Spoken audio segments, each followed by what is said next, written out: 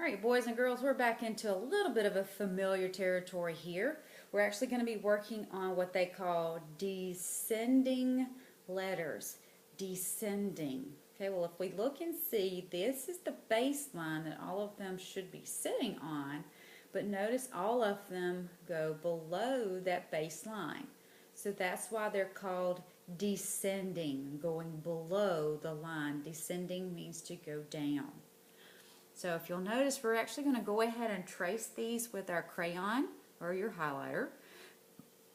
Starting with the F, you're going to start at the baseline, going up, down below, descending below that baseline, back up to the dash line. Here's your G, starting like you're going to make an A, but descend below the line to make the tail for the G. Here's a J, you go up and down, kind of like you're going to make an I, but you descend. Go below the baseline, and don't forget, go back and dot your J. Next you have P, that descends below the baseline.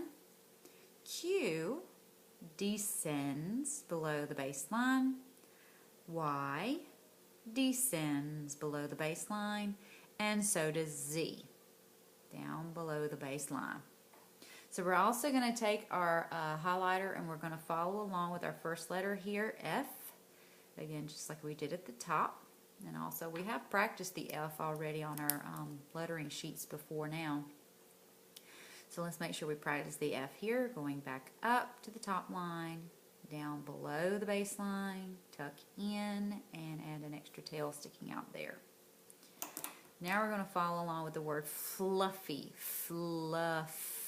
Hopefully you're starting to see some of these letters. Maybe start reading some cursive.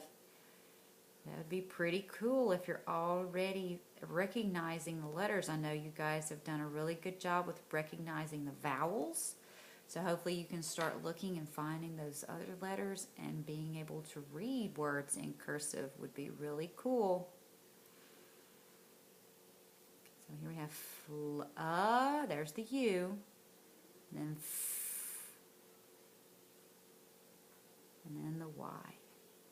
Tail descending below the baseline. Okay, next we have G. Let's draw that G. We've practiced this one before, so hopefully this one still feels good to you. If not, we may need to practice a little bit more. And then we're going to trace the word here.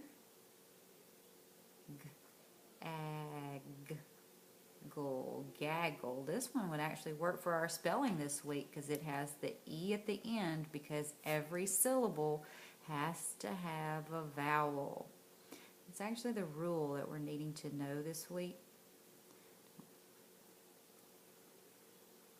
I really feel like this week's spelling words should be fairly easy, as long as you continue to practice, practice, practice. Some of you are not practicing, and it's obvious. I can tell when you take the test. So we still have some that are not making passing grades, and they're the same ones that do not turn in homework. Here we go up. This is L-E, jelly. Oh, I gotta go back, dot the J. And then jelly, L-E, jelly. Here's the P that descends below the line. Let's draw another P here. And here's our word with 3 lowercase p's.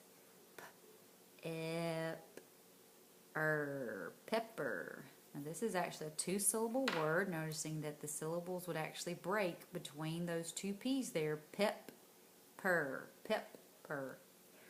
There would be the syllables for this word.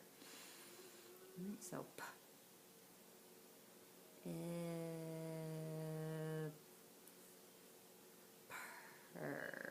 pepper.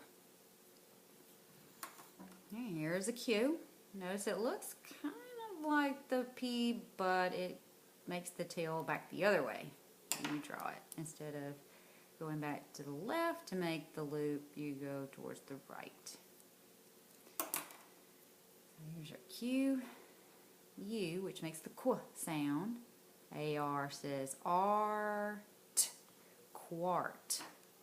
Now quart sounds like the word quart that I use whenever I'm canning tomatoes or blueberry jam. I put them in quarts. So that's got to be the word quart. It looks like quart. Alright, so here we have a Y. Oh, the Y. And wavy up there on the top and the tail below. And here's our Y.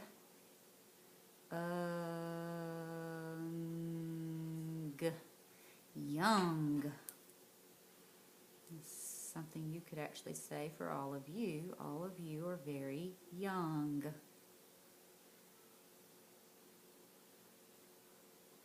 why you have to have a grown-up to help you with most things, because you're still too young to do things by yourself. Alright, here's a Z. Let's get our Z. There's that tail.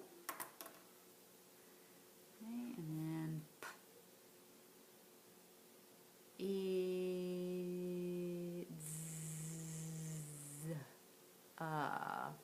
is that pizza? Pizza? No, that's pizza. Pizza? How do we get the E sound in pizza? Why does it make that sound? Now, of course, I can figure out the word,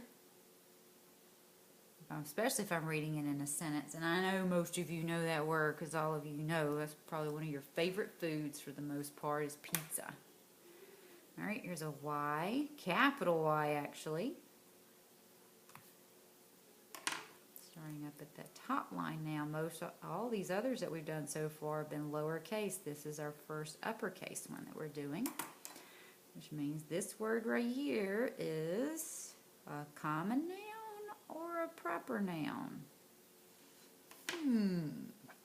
What clue do I have that would help me know if this is a common noun or a proper noun? That's right. Capital Y tells me that's a proper noun.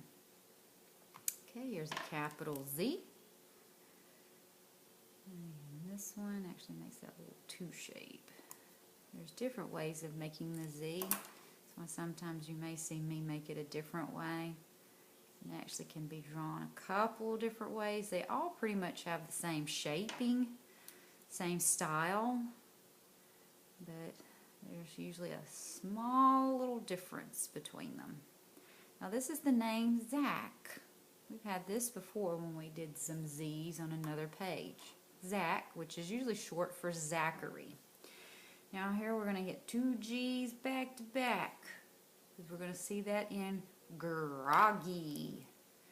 Groggy. That's usually how you feel when you get up in the morning and you're not feeling all too spunky. You're just sort of grumpy and dragging and not in a good mood at all. You are groggy. Your mom might even say to you, "Why are you so groggy this morning?" Or you can even tell someone, "I'm feeling sort of groggy today." And hopefully if they know their vocabulary real good, they'll know what that word means. Alright, and then the last thing you have here is Peggy visited Egypt,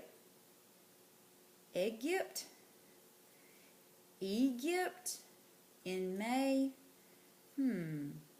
Peggy visited, so it's got to be a place that she went in May.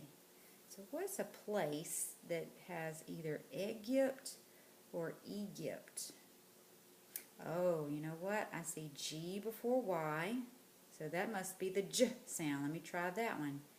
Egypt, Egypt. That is the word Egypt.